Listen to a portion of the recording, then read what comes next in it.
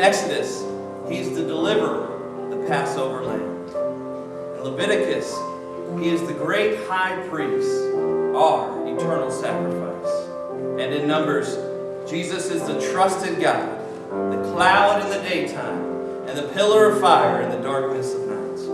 In Deuteronomy, he's the prophet who is greater than Moses. In Joshua, the captain of our salvation, the one who leads us into the promised land.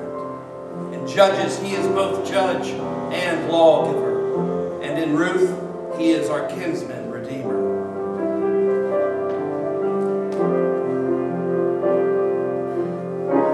In Samuel, Kings, and Chronicles, he's the prophet of the Lord and the reigning king.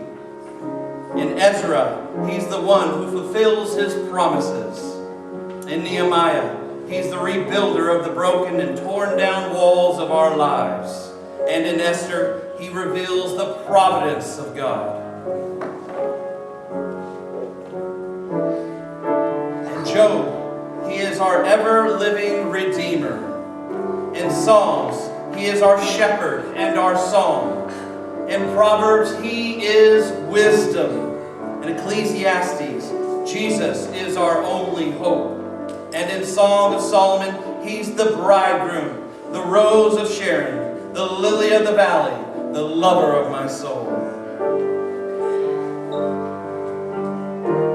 In Isaiah, he is wonderful, counselor, mighty God, everlasting Father, the Prince of Peace.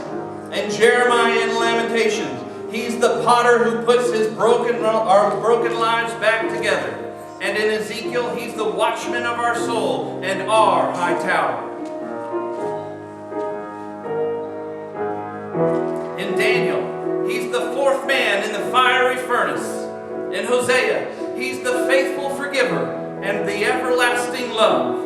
In Joel, he is the one who pours out his spirit on all flesh. In Amos, he is our burden bearer.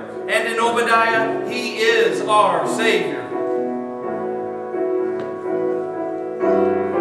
In Jonah, he is merciful and full of grace. In Micah, he is the ruler called out of Bethlehem. In Nahum, Jesus is our avenger. In Habakkuk, he is the one who justifies by faith. And in Zephaniah, Jesus is the Lord mighty to save.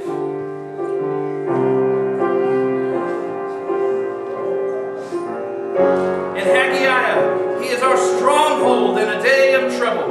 In Zechariah, he's the one whose feet will stand in that day on the Mount of Olives as king over all the earth. In Malachi, he is the Son of righteousness, rising with healing in his wings.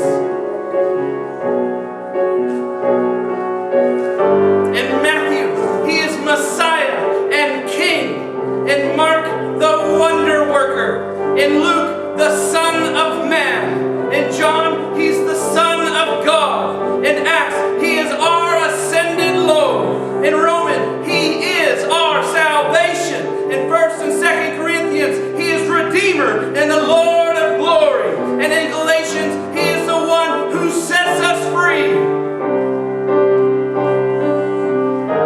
In Ephesians, he's our chief cornerstone. In Philippians, he is the God who meets our every need. In Colossians, he is the hope of glory. And in 1st and 2nd Thessalonians, he is the soon coming King. And in 1st and 2nd Timothy, he is the mediator between God and man. In Titus, he is the great God and Savior. In Philemon,